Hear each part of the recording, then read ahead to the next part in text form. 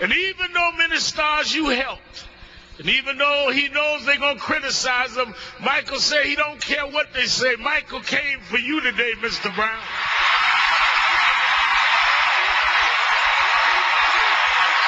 Come on up, Michael. Come up here.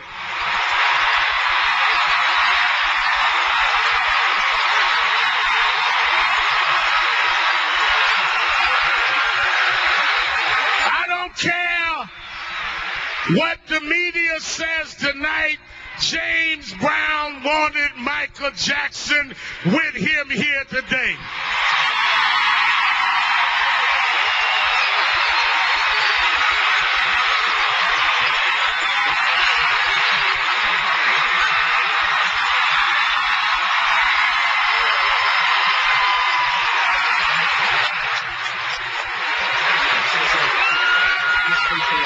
Brothers and sisters, as I bring the family, and then Mr. Bobbitt, and then we will conclude the eulogy, I think it is only appropriate, based on my last conversation, we hear some words of expression from Michael Jackson.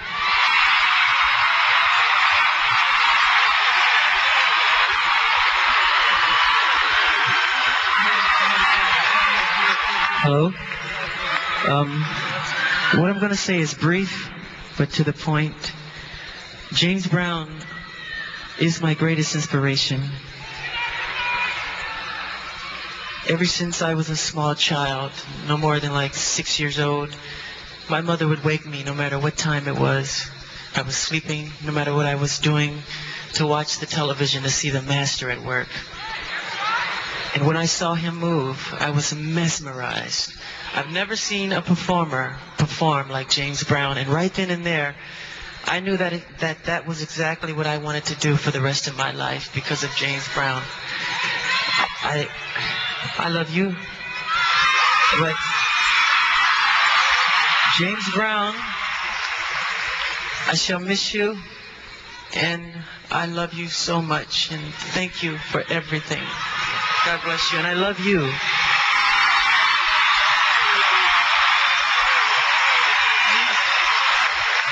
Many years ago,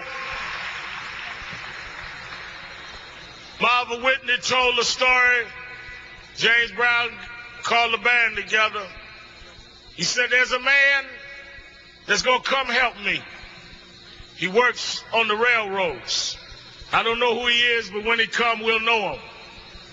He didn't know there was a man working in the Transit Authority in New York, laying rails. Came one night to see him at the Apollo. Thank you.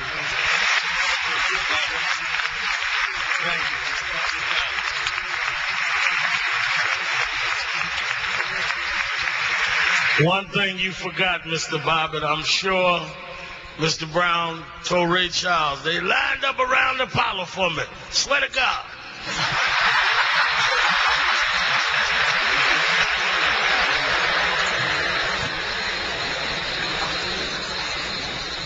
His daughter, Deanna, who has had nothing to say publicly. Her and Yama and Nisi and them have had a lot to say privately. And like their daddy, I have been the recipient of their words. They are all true Browns. Ain't no long thing. They get right to the point. But let me say, before asking her to break her silence, that all of us are in debt to Mr. Charlie Reed, who has handled Mr. Brown and these arrangements par excellence. Where's Mr. Reed? Mr. Reed, when Deanna and Yama and Nisi and Larry and Terry and Daryl decided they wanted a 24-karat coffin, casket, gold. I never heard of it. He went and found it. Then he said, Reverend, you got one problem. I said, what's that? He said, no small private plane can carry that weight. It's almost 500 pounds by itself. Then with Mr. Brown, it's another 150, 160 pounds. So I got to the funeral home that night. We had arranged to put on a Delta flight. It left while we waited on the casket. And Mr. Reed said, I'll tell you what, he got to make it to the Apollo, and he never missed the Apollo. He said, I'll drive the body all night. I said, well, I'll get in the car and ride with you. You ain't gonna out James Brown me. Give him a hand, Brother Charlie Reed, Augusta's main man. Thank you. And all the friends, as they say, Andre White and Mr. Cannon, Mr. Dallas, all of them that stood with him. We got to keep the family together. Sidney Miller, we got to keep it together because Mr. Brown's legacy is important.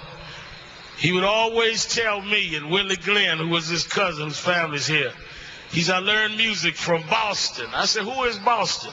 He said, Leon Austin. And Leon Austin sitting there, and Johnny Terry sitting there. Leon sharp as a tack, Mr. Brown.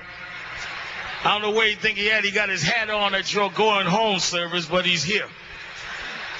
But let us hear now from the goddaughter of soul, Deanna Brown. Give her a hand.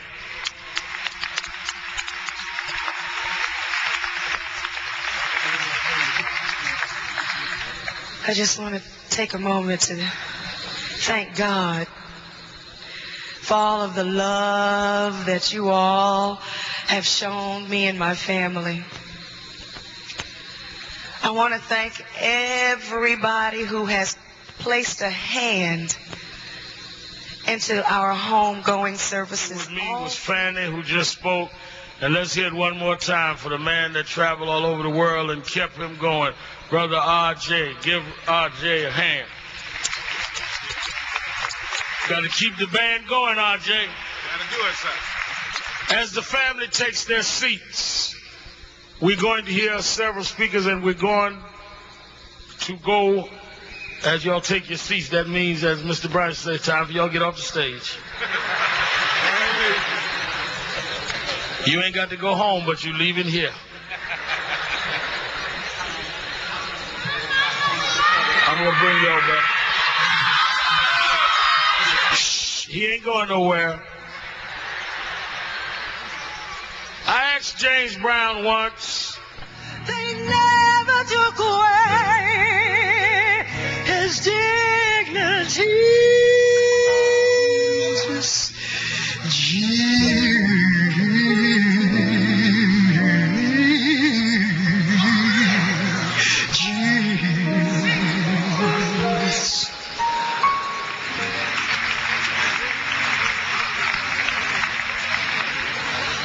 Many years ago, Santita's father became my mentor and teacher. As years roll on and you grow and you start rebelling, you need a father to whip you in line. James Brown used to always say to me, I want you and Reverend Jackson together. When James Brown was incarcerated, the only one would come to see him outside of our family was Jesse Jackson. Down through the years, he's fought the good fight. He first saw James Brown when he